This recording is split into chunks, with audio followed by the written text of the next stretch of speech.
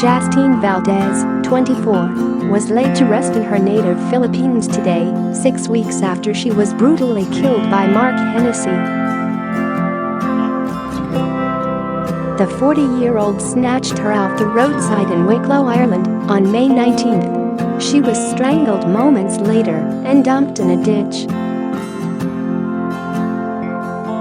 The Filipino would have turned 25 last Friday, but her parents did not want to bury her before her birthday, according to the Irish Mirror. Following local tradition, Jastine's body laying in repose since its arrival in the country more than a month ago, allowing family and friends to visit her before the funeral.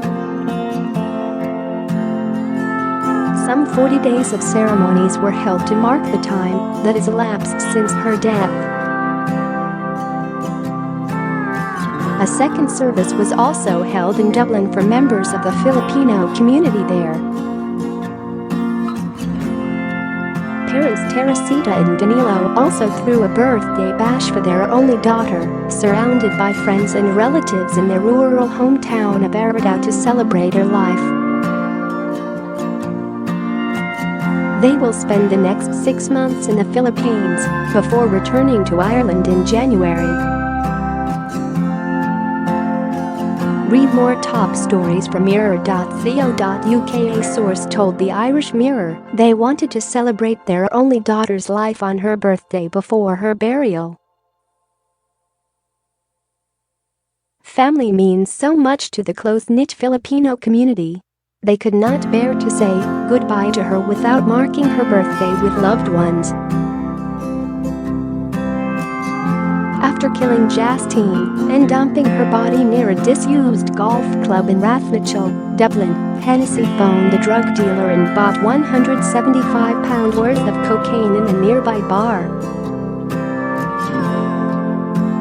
During his subsequent drink and drugs bender, the killer was spotted in several locations around Dublin.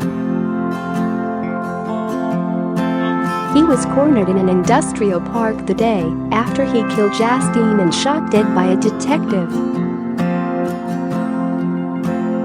The police officer who killed him believed Jastine was being kept captive inside Hennessy's black SUV when he took the fatal shot.